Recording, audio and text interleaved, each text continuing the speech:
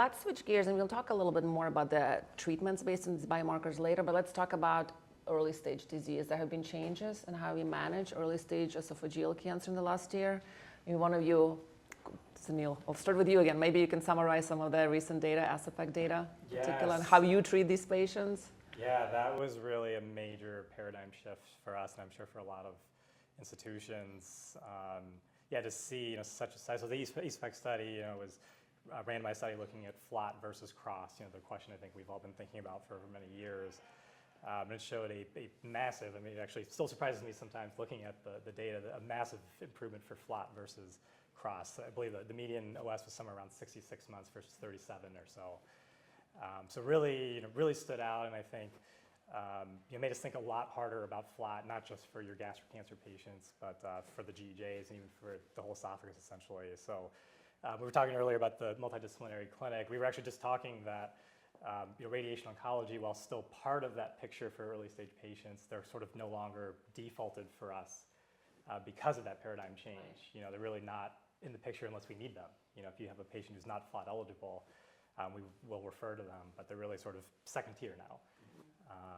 I definitely think that should be the standard of care for all patients that are eligible for FLOT. I think that's an important caveat. FLOT is not the easiest regimen. I think we're getting a little more creative about finding ways to modify that and change the schedule, change the dose or whatnot, just because that survival benefit was so huge. I think probably slight changes in that is going to be better than going back to chemotherapy.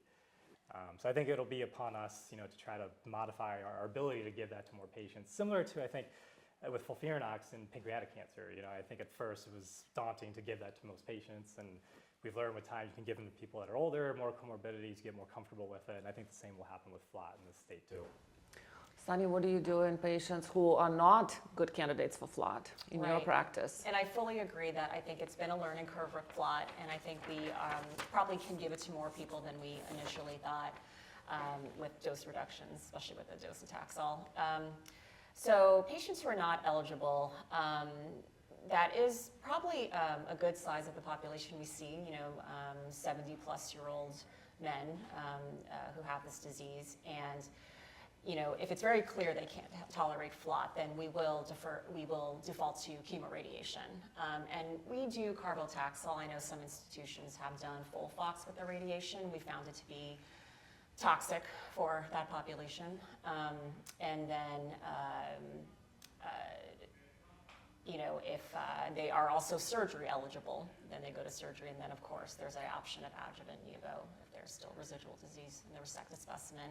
But it's an interesting question. If they're not FLOT eligible, are they really surgery eligible? Yes. That is kind of the constant debate we have. That is the argument I frequently make to our multidisciplinary team.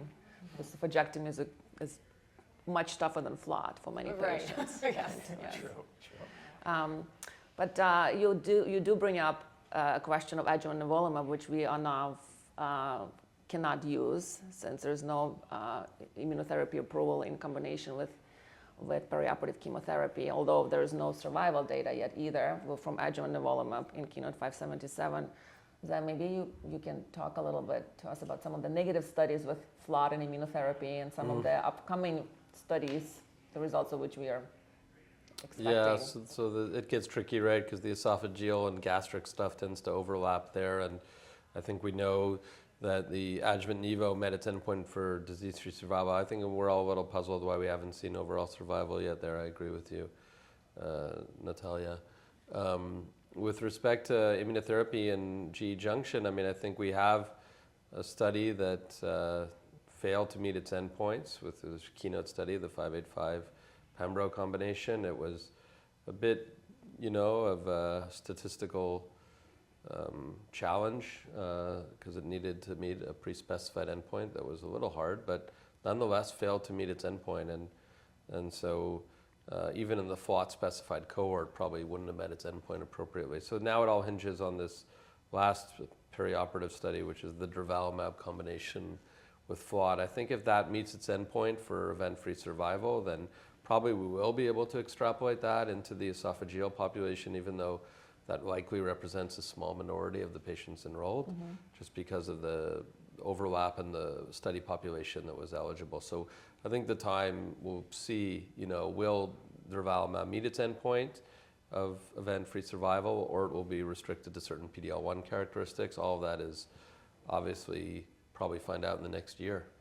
Yeah, hopefully it will be a positive study. I was excited to see improvement in pathological complete response rate with durvalumab addition, although we saw the same thing with pembrolizumab addition, and it did not translate into improvement in survival endpoints. So clearly, path-CR is not necessarily a reliable endpoint in this disease, but hopefully it would be nice to have another, a better perioperative treatment for our patients. In combination But it'll with be chemo. challenging because it's going to add.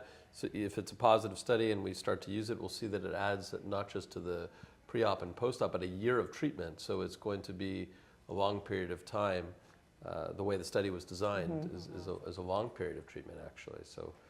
And it will also potentially affect how we choose treatments for patients in first line, for those that recur, although the hope is the patient will not recur if the study is positive, but that will also cause some paradigm shifts in first line. It will, right, I agree, because we know some will recur, and the question is how will we approach them as immunoresistant, or what the thinking will be, right? I agree with you.